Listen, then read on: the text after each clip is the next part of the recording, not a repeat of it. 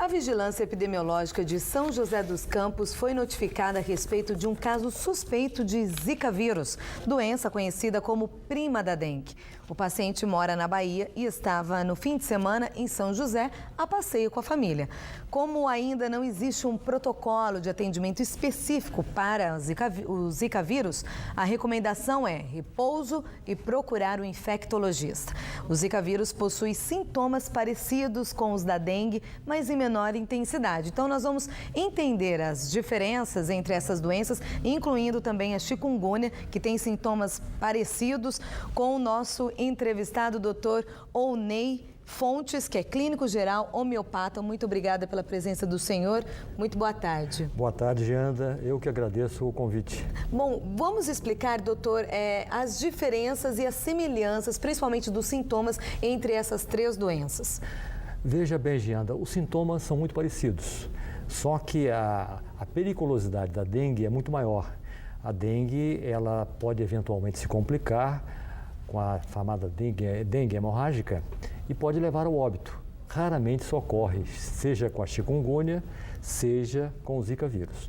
Mas os sintomas se parecem muito, uma febre, dores no corpo, uma prostração, às vezes um rache, uma erupção cutânea no corpo, então são muito parecidos.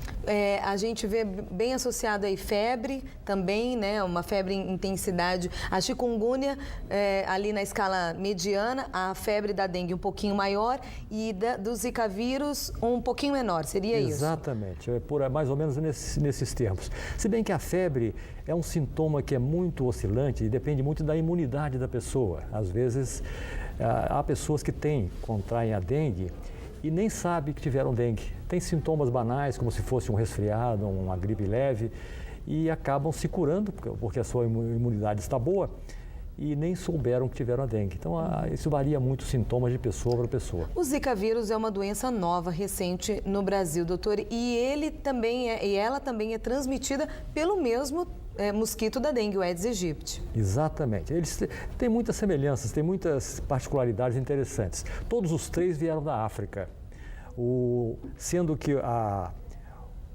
o nome Zika vírus é uma curiosidade. Tem esse nome porque ele foi encontrado em macacos que eram utilizados em pesquisas em laboratórios em Uganda, na África, na floresta Zika. Essa cidade, essa região onde foi encontrado o Zika vírus, chama-se Floresta Zika, e daí o nome de Zika vírus. Já a chikungunya, ela tem esse nome porque ela é originária da Tanzânia, também um outro país africano, e as pessoas, elas têm muitas dores articulares. E essas dores articulares fazem com que muitas vezes elas andem assim, curvadas, flexionadas, exatamente. E em dialeto da Tanzânia, chikungunya significa aqueles que andam dobrados.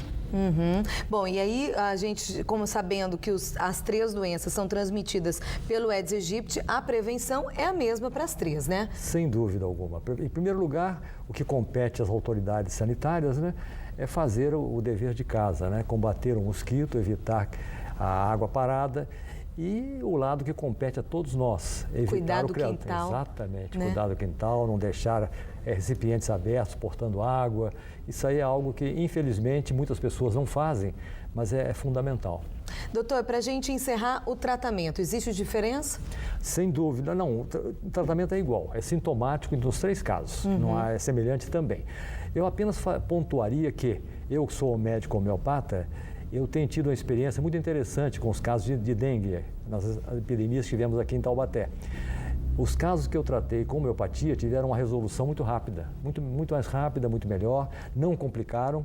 Então, existe essa alternativa de tratamento homeopático, seja para chikungunya, seja para o Zika vírus, seja para dengue. Tá certo. Então, doutor Owney Fontes, homeopata, clínico geral, muito obrigada pela entrevista, pela presença do senhor aqui no Band Cidade. Eu que agradeço. Uma boa tarde. Uma boa tarde. Bom, agora vamos saber, então, como fica o tempo no decorrer do dia.